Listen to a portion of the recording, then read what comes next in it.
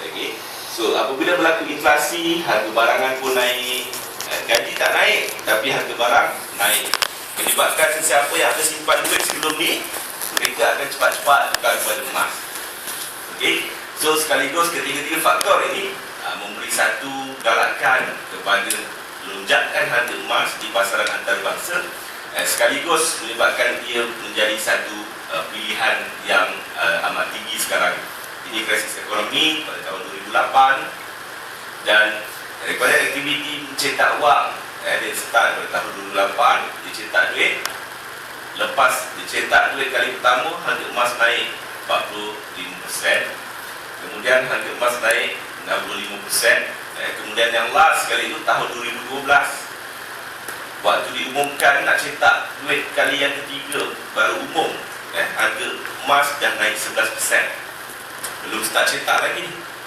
Dan melihatkan pada trend yang sebelum-sebelum ini, kalau sekiranya sepanjang wang tunai dicetak, harga emas akan terus naik, bermakna selepas ini dijangkakan wang akan dicetak dari tahun 2013 sampai tahun 2015 berterusan.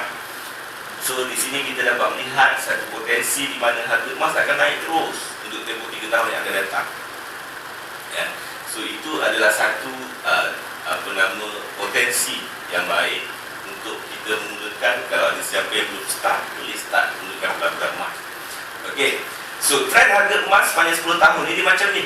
Dia naik terus, dia turun, naik, turun, naik, turun, naik, turun, naik, turun, naik. Dan kalau kita tengok daripada setiap tahun ni, tahun 2009, 2010, 2011, 2012, kalau yang beli tahun 2009 dia jual tahun 2010 pun untung, beli tahun 2010 dia jual tahun 2011 pun untung, beli tahun 2011 jual tahun 2012 pun lagi untung, dan seterusnya. Dan selagi harga emas masih terus naik turun, naik turun, naik turun dalam trend dia ni, selagi itulah tuan-tuan dan puan beli je emas bila-bila masa, insya-Allah untung. Dan bulan antara tempoh 1 tahun, bulan yang paling baik sekali untuk beli emas adalah bulan Disember. Bulan Disember, kerana harga emas pada bulan Disember adalah harga yang paling rendah untuk tempoh 12 bulan yang akan datang. Itu yang pertama. Yang kedua, bulan ni, sekarang ni, hari ni adalah hari yang terbaik untuk beli emas, disebabkan semalam baru gaji dan dapat bonus. Jadi hari ni hari yang terbaik untuk beli emas. Yang dah bekerja government dapat gaji, dapat bonus. Kena bulan-bulan ni bulan Disember. Dan bulan depan pun bulan yang baik untuk beli emas, sebab bulan depan dapat dividen ASP.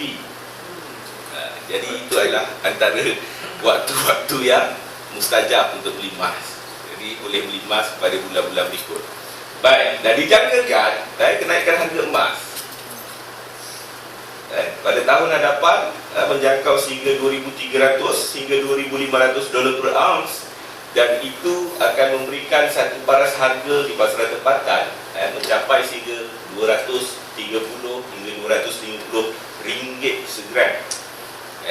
So kalau kita tengok rekod harga emas di Malaysia, tolong ke tepi kan sikit, bantu tak nampak.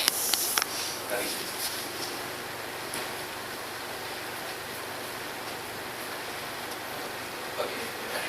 Baik, so kalau kita tengok rekod harga emas di Malaysia, ini rekod harga emas public gold daripada tahun 2009 bulan Mei, harga emas 1 gram baru RM111. Kemudian setahun berikutnya, harganya 1 gram dah pecah RM140. Kemudian 5 bulan berikutnya, 1 gram dah mencecah RM154. 6 bulan berikutnya, 1 gram dah pecah RM197. Dan harga emas yang paling tertinggi pada bulan pada bulan Ogos ni 2011 adalah 1 gram melebihi RM200. So kalau tuan-tuan dan puan, kalau tuan-tuan ada beli emas daripada tahun 2009, 2010, 2011, dah boleh kira dah berapa keuntungan daripada kenaikan harga emas. Kerana harga emas ni dia punya specialties ni, kenaikan harga dia sangat cepat, membuatkan keuntungan daripada pelaburan anda akan jadi sangat cepat. Nanti kalau saya tunjuk, saya punya rekod keuntungan yang sebelum-sebelum ni, paling cepat untung boleh dapat dalam tempoh masa sebulan 2 bulan paling lama 11 bulan. Yang 11 bulan tu untungnya 35%. Okey. Baik, itu nanti kita tengok keuntungan saya. So, sekarang di Malaysia, kita ada dua pilihan dalam pelaburan emas ni. Yang pertama, akaun emas. Yang ini ada ditawarkan oleh bank, CIMB, ada Maybank, Great Finance House, mana lagi? Public Bank, UOB Bank, RRC Bank, dan kebanyakannya mereka menawarkan akaun emas ni. Dia tak ada emas fizikal, dia ada buku akaun saja. Maknanya kita bukan beli emas, kita membeli nilai emas. Jadi kalau sekiranya berlaku apa-apa, kita tak boleh withdraw physical gold tu. Ada juga yang menawarkan emas fizikal, sebagai contoh Great Finance House, RRC Bank, dan itu antara dua bank yang menawarkan akaun emas ni dan patuh syariah. Tetapi dia ada satu masalah sedikit. Emas fizikal tu dia tak boleh buka dari plastik je. Bolehlah buka, tapi kalau buka, mereka tak mau beli balik. Okay? Bank tak mau beli semula. Dan kelemahannya, bila tak boleh dibuka, maka dia tak boleh digadai.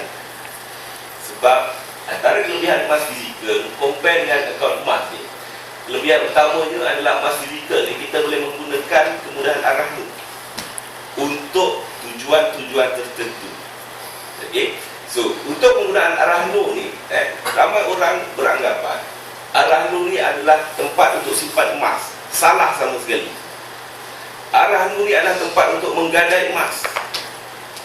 Simpan di safe deposit box ataupun peti simpanan selamat, ataupun kalau di rumah di peti ais, guni beras, guni bawang, dapur dan sebagainya. Itu abang tu aku angguk confirm. Dalam guni beras, tak guni beras, guni bawang. Seperti anak buka cari-cari aiskrim kena warna kuning. Okey, baik. Jadi kalau sekiranya emas itu tidak boleh digadai, dia memberi satu kelemahan. So, antara dua advantage, saya sendiri menggunakan arah nu bagi dua tujuan, iaitu yang pertama sekali untuk mengurangkan risiko rugi, yang kedua untuk memaksimumkan keuntungan. Jadi banyak salah faham yang berlaku hari ini. Mereka beranggapan arah nu adalah tempat untuk simpan emas. Jadi soalan yang saya selalu ditanya adalah, untung tak simpan emas dalam arah nu? Jadi jawapan saya, rugi. Kerana simpan emas bukan di arah nu. Simpan emas di arah nu, tuan-tuan akan dikenakan upah simpan secara bulanan. Okeylah kalau sekiranya harga emas ada naik bulan tu, jadi sekurang-kurangnya kenaikan harga emas bulan tu boleh cover upah simpan bulan tu. Tapi kalau harga emas tak naik bulan tu, dan kalau tak naik itu 12 bulan, maknanya kita terpaksa cover guna duit poket. So itu adalah satu kerugian dalam pelaburan kita sendiri. Jadi kalau nak simpan, simpanlah di rumah ataupun di tempat simpanan selamat. Kerana itulah tempat sebenar untuk simpan emas. Yang dalam arah itu bukan simpan, itu gadai ataupun pajak. Okey. So, dua kegunaan ni. Yang pertama untuk mengurangkan risiko. So, mengurangkan risiko dalam arti kata, contoh saya bagi satu situasi. Katakan saya beli emas hari ni, lepas saya beli emas, bawa keluar habis duit ni, dalam akaun habis keluar beli emas. So, saya ada emas fizikal dalam tangan. Kemudian katakan berlaku kecemasan, kereta saya rosak lah katakan. Jadi saya perlukan sejumlah tunai untuk repair kereta lah. So disebabkan saya beli tadi emas fizikal, contoh ni emas fizikal, so saya bawa emas ni tadi pergi ke arah ni dan gadai. Okey. So katalah ini emas bernilai RM10,000. So bila saya bawa pergi arah ni, saya dapat pinjaman tunai sebanyak 60%. So saya dapatlah RM6,000. Okey. Emas dia pegang, duit dapatkan saya RM6,000. Okey. Jadi RM6,000 tu saya pakai untuk repair kereta. Dalam masa yang sama, saya kena bayar balik RM6,000 tu kepada pihak Rahnu. Dia bagi tempoh 6 bulan. Boleh sama ada nak bayar bulanan pun boleh, ataupun nak bayar bulan ke-6 nanti bayar lamsam pun boleh. Tetapi setiap 1 bulan tu dia ada upah yang dikenakan. Baik, so katalah saya bayar setiap bulan sampailah bulan ke-6. Jadinya masuk bulan ke-6, bila dah habis bayar, saya dapatlah balik emas dekat tangan. Jadi pada ketika itu kemungkinan besar harganya dah naik. Harga emas yang saya beli itu dah naik. Jadi boleh dah saya jual tanpa saya kerugian. Berbanding kalau sekiranya yang saya beli itu emas dalam bentuk account. Hari ini simpan emas dalam bentuk account, besok kereta rosak, duit tak ada. So saya tak ada pilihan lain, saya terpaksa keluar balik lah. Dan di situ saya akan kerugian disebabkan oleh pertama susu nilai, kedua kalau sekiranya harga emas turun lagi pada ketika itu, so saya akan double kerugian. Baik, so itu yang pertama, saya boleh mengurangkan risiko rugi. Yang keduanya, saya boleh memaksimumkan keuntungan. So sebagai contoh, hari ini saya beli emas, besok harganya turun terus banyak. So yang kebetulan yang saya beli itu emas fizikal. So katakan ini emas bernilai RM10,000, hari ini saya beli, besok harganya turun. Jadi besok saya pergilah ke arah Nu, saya gadaikan emas ni. Jadi dapat lagi 60% katakan. So saya dapat cash RM6,000. Emas yang ni arah Nu simpan sebagai cagaran. Kalau saya tak bayar yang RM6,000 dari semula, dia lelong emas ni. Okey, itu fungsi arah. So saya pegang RM6,000. RM6,000 yang saya dapat dari itu, saya beli lagi emas ketika harga dia rendah. Katalah ni emas yang saya beli kali kedua. Okey. Kemudian minggu depan lepas tu harga emas naik balik, turun lagi, gadaian ni pula dapat duit, beli lagi. Okey. So katalah harganya naik pula. Okey, harga emas yang saya beli kali kedua ni naik. Jadi saya jual kepada public gold balik. Katakanlah ni tadi saya beli nilai RM6,000. So bila harganya naik, saya jual dapat RM7,000. Okey, saya jual public gold dapat RM7,000. Dapat duit RM7,000, ambil RM6,000, saya tebus emas yang ni. Ya. Kita nak gadai. Sorry, jual kat public gold kena tebus dulu kan? Saya jual yang memang ada kat tangan. Kita dua. Ada dulu. Kalau turun, kalau turun lah tu. Kalau turun gadai yang ni, beli yang ketiga. Okey. So kita tiga banyak sangat, dua lah. Nanti pening. Okey, dua jual. So dah jual, dapatlah emas di dalam tangan satu. Katalah bayar upah 200 ataupun 300, katakan 300. Bayar upah gadai 300. Jadi ada bagi 700 masuk dalam poket. Jadi sekarang emas ada di tangan, RM700 masuk dalam poket. Itulah untung. Jadi kalau lepas tu harganya terus naik, jual lah terus emas yang ni.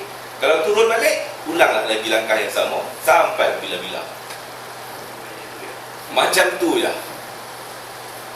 Okey, jadi dia tak ada sebarang kewajipan emas ni hang mesti kena ambil gadai, tak? Okey, bergantung kepada keperluan, mengikut pada situasi kita sendiri. Kalau sekiranya tak ada keperluan yang boleh melihat kepada potensi keuntungan, tak perlu digadai.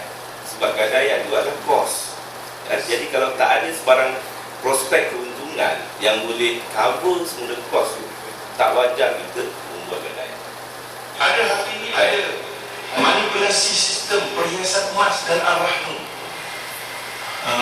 Ini Ar-Rahnu punya sistem. Ar-Rahnu ini satu